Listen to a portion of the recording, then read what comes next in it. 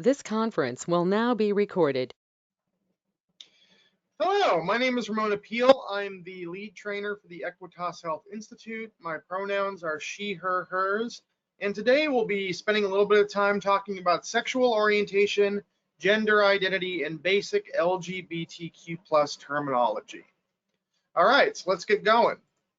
Our objectives today, we're going to explain the differences between sex assigned at birth, sexual orientation, and gender identity. And we're also going to define the letters in the LGBTQ plus acronym. All right, so let's get going. We'd like to start off explaining these concepts with this infographic from Trans Student Educational Resources called the Gender Unicorn. We found that this is a good tool for getting across these fundamental concepts. So we always like to start here talking about sex assigned at birth. Now, you may have heard of this before, maybe on a different infographic.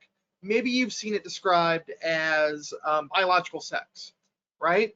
Well, we agree with the infographic here that better terminology is sex assigned at birth. And because that's an acknowledgement that whether or not we are viewed as male or female by the larger society, by the medical establishment, by our parents, by our families, by institutions, is not necessarily as simple as the binary choice between the male category and the female category, which is what is implied by the term biological sex. Just to illustrate this, think about what happens when you're born, what the doctor says maybe when you're born. The doctor likely says it's a boy or it's a girl, right, when a child is born.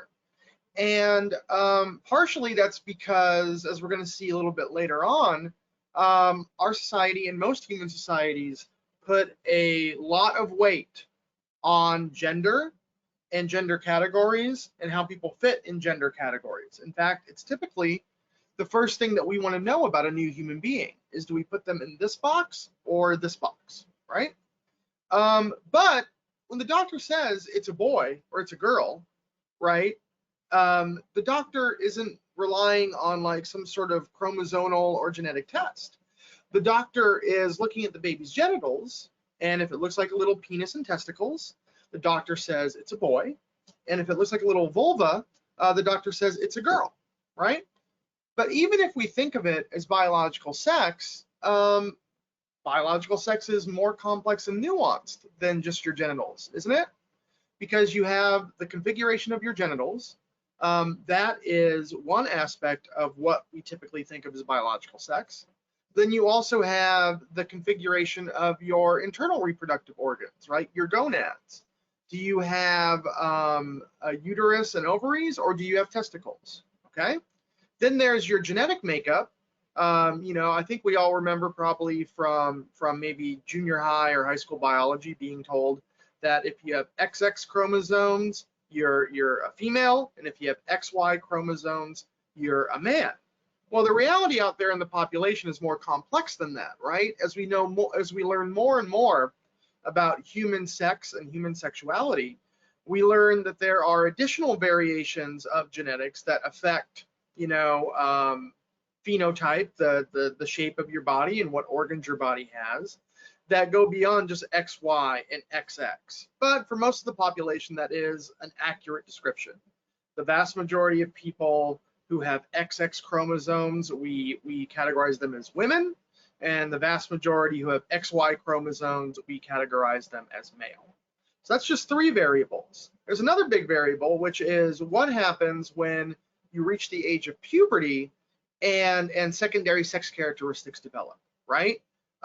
If you're assigned male at birth, we expect a certain set of secondary sex characteristics. If you're assigned female at birth, we expect a totally different set. Well, those secondary sex characteristics are dependent on the sex hormones that your body produces, right? Everybody's body produces some sort of sex hormones, right? Almost everybody's bodies produce some sort of sex hormones. And then there's another variable, which is how well does your body absorb those sex hormones that your body produces? that can have a big impact on, you know, the shape of your body and what parts you have and what secondary sex characteristics develop. So you've got at least 6 major variables that define what we think of as biological sex, okay? So what if somebody is born, maybe that in some ways, the doctors, the medical establishment may want to assign that person female at birth or assign them male at birth. But what happens if on one or more of these categories, that person, that baby, doesn't fit into the established categories? Well, that's an example of a difference in sexual development, also sometimes called an intersex condition. And once again, think about those different categories, right? It's not just the configuration of your genitals. It is absolutely true, and you may have even heard or seen stories about this of babies who were born with ambiguous genitalia, right?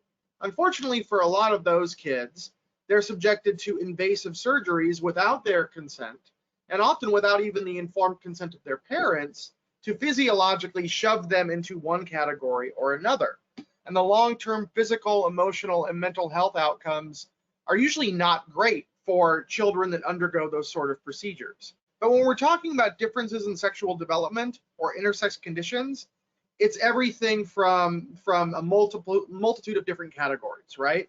It can be differences in your genetic makeup. It can be differences in your internal genitalia, differences in the way your body produces or absorbs sex hormones. So if you take all of those possible differences in sexual development, about 1.7% of the human population has some significant difference in their sexual development or an intersex condition. So to put that into perspective, globally, that's more than the population of Russia. And also, it's about equal to the global population that has naturally red hair.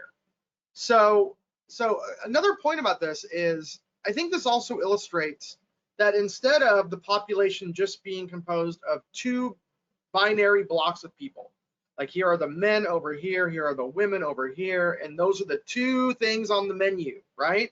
If you look at all of that variation along those categories, there you go, all that variation along those categories, and you think about it, so 6 categories at least, times over 7 billion people, does it make more sense that something we think of as biological sex is just these 2 categories?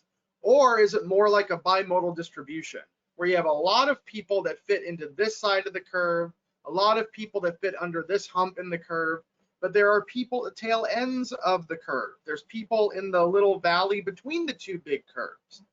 That's the part of the population that has differences in sexual development. So that's what we mean when we talk about people who are intersex or have differences in sexual development. We like to start off with that to illustrate that intersex folks are part of this larger LGBTQ plus community, but we also like to start off talking about this because it illustrates that something we think of as very commonsensical, that you're a man or you're a woman and that's it. Actually, the reality out there in the population is more nuanced and more complex. So let's go on and let's talk about gender identity, which for most people aligns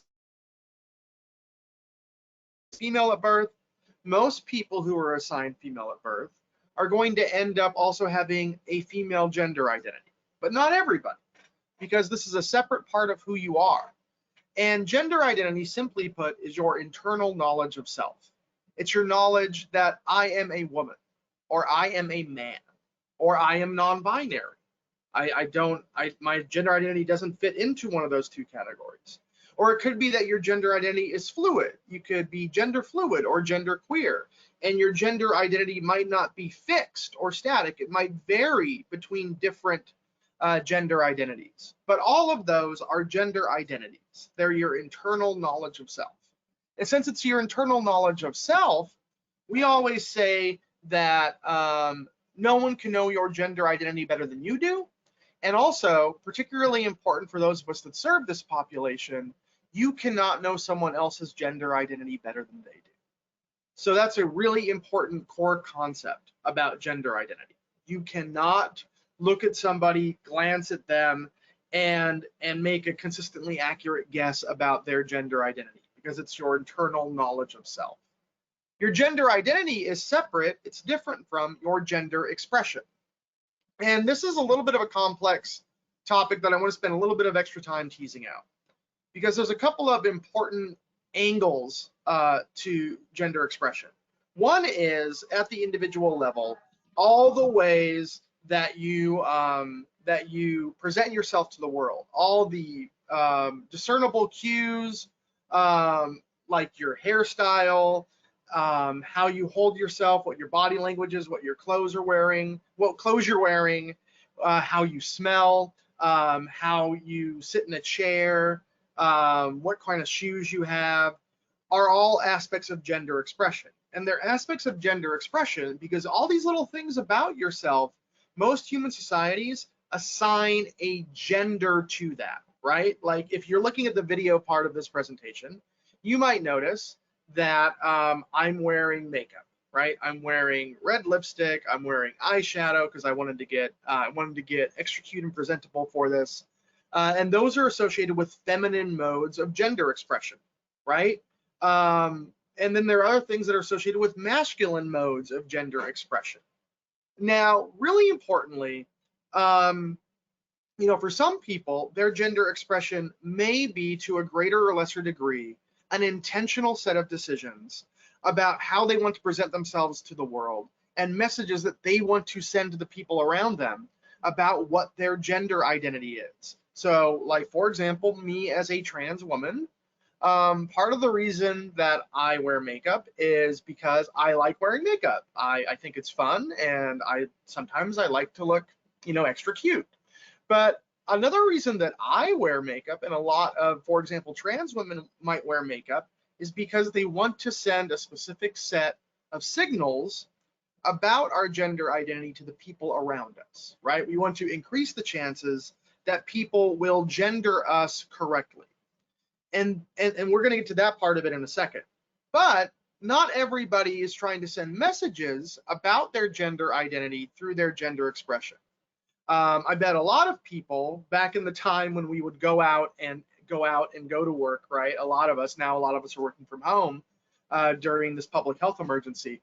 But a lot of us, right? Maybe we get up in the morning and we think to ourselves, well, I'm going to wear the outfit, the clothes that are the most comfortable, that still fit my company or my workplace's dress code. You're not trying to send any messages about your gender identity in terms of how you express yourself, how you present yourself. So it's important to understand that gender expression may or may not be associated with your gender identity. That's a variable that differs from person to person. Now, the other end of that, remember when I said a second ago about one of the reasons why, say, a trans woman might wear makeup is to send signals that other people pick up about our gender identity? Well, that process where other people make guesses about another person's gender identity is called gender attribution. So gender attribution is the receiving end of gender expression. And what that's connected to is the reality that we're very strongly conditioned. We're very strongly acculturated to want to scan somebody when we first meet them, right? When we initially meet a person, we look at them and we pick up all of those gender expression cues, and some process that we don't even think about in the back of our heads decides to attribute a gender identity to that person or a gender category to that person. And we do this without even thinking, right? And that's the process of when you meet a new person and you might blurt out ma'am or sir in relation to them, right? Without knowing what their gender identity is. You're making a guess based on that person's gender expression, those observable cues. And that's what we call gender attribution. So that's gender expression. So that's the stuff around gender identity, gender expression, and sex assigned at birth. Now let's talk about the last two categories on this infographic, which is physical/sexual attraction and emotional/romantic attraction. One of the reasons why we really like this infographic, another reason, is that it separates physical/sexual attraction from emotional/romantic attraction. Now, for a lot of people, maybe a lot of people watching this module right now, you may think to yourself, well, those are the same groups of people for me. The people that I am conceivably physically attracted to, it's the same group of people that I'm conceivably emotionally or romantically attracted to. And if that's true for you, that's valid. But one thing that we know, the more and more we study and learn about human sexuality, is that for some people, those aren't the exact same groups. Some people may be more physically attracted to men, but more emotionally attracted to women, for example. Another thing that we like about this graphic is that it gives us the opportunity to talk about people who are asexual and people who are aromantic. So somebody who is ace or asexual, if somebody shares that with you that they're ace or asexual, what they're probably trying to tell you is that they don't experience sexual attraction to other people. They don't have that gravitational pull in terms of sexual attraction to other people. And that's all that means typically. Asexual people can and do have romantic relationships. Asexual people may, even in some circumstances in those relationships, if they feel comfortable doing so, they may have sex with their partners that are sexual. It's important to point out and remember, though, that when we talk about asexuality as an identity, as an orientation, it just means it's a person who doesn't experience sexual attraction. So as you might imagine, somebody who is aro or aromantic is somebody who doesn't experience romantic attraction to other people. They don't have that gravitational pull of romantic attraction to other people. Once again, that's all that means. It doesn't mean that they don't have close friendships or close non-romantic relationships with other people. It doesn't mean that they don't have sexual relationships with other people. It just means that they don't have romantic attraction to other people. So if you look at it, step back for a second. We've been talking about this for a little while now. This stuff, once you really dig into the concepts of gender identity, gender expression, attraction, they're much more complex than I think a lot of people initially think they are. And we haven't even gotten to the next slide, which is the breakdown of the LGBTQ plus acronym. So if you don't know this stuff already, that's okay. That's why we're putting out this module. That's why you're consuming this module, and that's okay. And this stuff is broad and complex. So let's move on and talk about some basic LGBTQ plus definitions. So the LGBTQ plus acronym, you've probably seen variations of this from organization to organization to organization of maybe different variations of what these letters are. I always like to say, though, that if you want to really understand who falls under this larger umbrella, a better acronym is SGM, is sexual and gender minorities. And that's more of an academic term. You're not going to see that out a lot in the community. But one of the reasons why I like SGM as an acronym is it gets at what really binds this community together. The commonality mainly is a shared experience of prejudice, discrimination, or bias. You experience those things because of your sexual orientation, your gender expression, or your gender identity. So you experience discrimination, bias, and or prejudice because of who you are, gender identity, or who you love, right?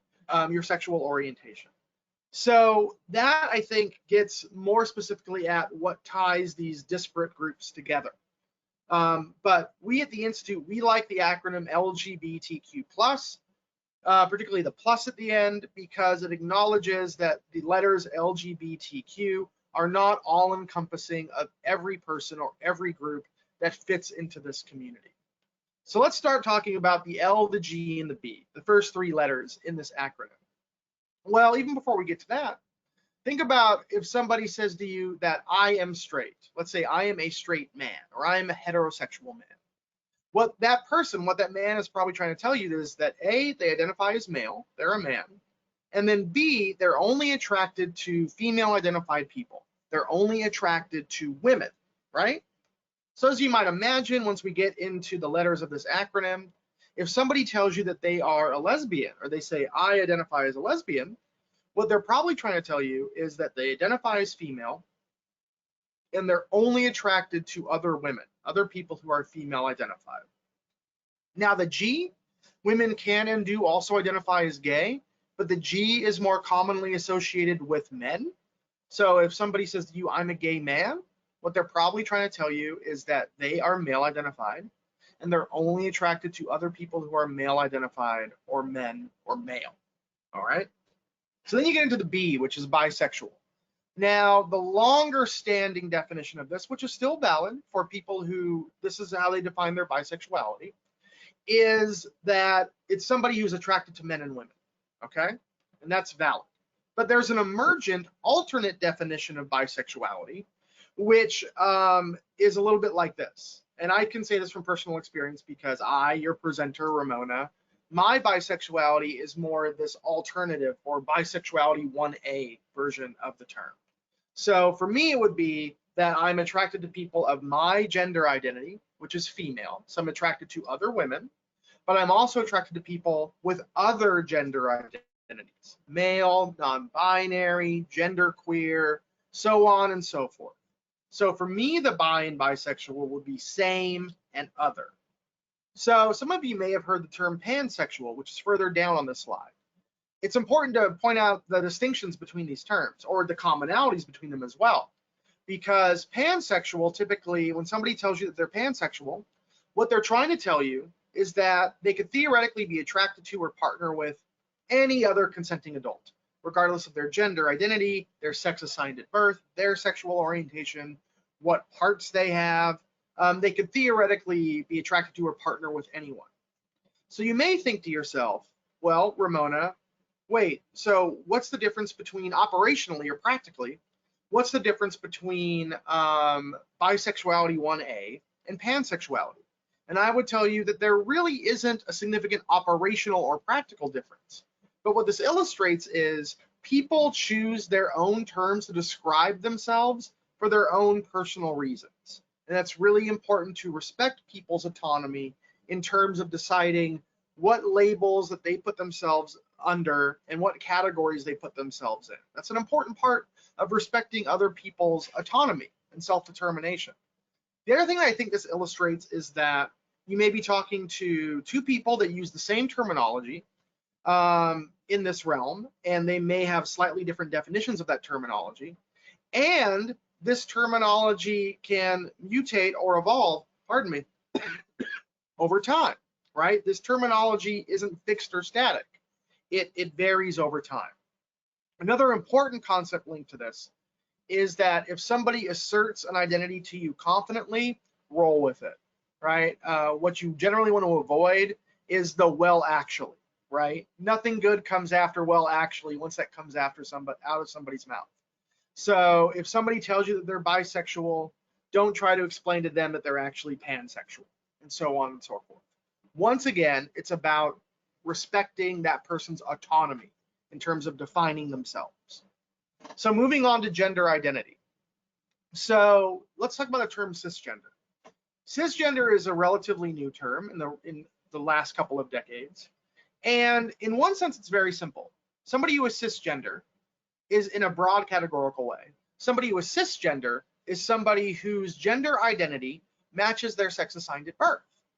So that's the vast majority of the population, right? Somebody who is female, assigned at birth, their gender identity is female, that's a cisgender woman or a cis person. So why do we have this term? Well, first of all, this is all the Latin that I know, is cis in Latin means on the same side. So that's where the term comes from. Why do we have the term? Well, before this vocabulary existed, the nomenclature was, the terminology was, well, there are some trans people over here and the normal people over here, right? So cisgender is just a term for the vast majority of the population that isn't trans, that doesn't other or pathologize trans folks. So as you might imagine, somebody who is trans is somebody whose gender identity does not match their sex assigned at birth. So for example, I was male assigned at birth. That was a big swing and a miss, right? My gender identity is female, so I'm a binary trans woman, okay? But that's not the only kind of trans person. Trans is an umbrella term that covers a lot of different people. And one of the groups that is covered under that trans umbrella are people who are non-binary, right? So if, let's say, you're female assigned at birth and your gender identity is not male or female, it's none of the above, you're non-binary, you're not trans in the same way that I am, but you fit under this larger trans umbrella because your gender identity doesn't match your sex assigned at birth. right? So in terms of non-binary identities, there's some variation here as well. Some people who are non-binary, they just don't fit at all. Their gender identity does not fit at all into male versus female, male and female. It's outside of that binary. Some people who are non-binary, you may hear terms like gender fluid or gender queer, as I mentioned earlier. Their gender identity might be variable. It might go between male and female at different moments, different times in their lives, or it may even also move into non-male and female categories. So generally speaking, those are non-binary folks.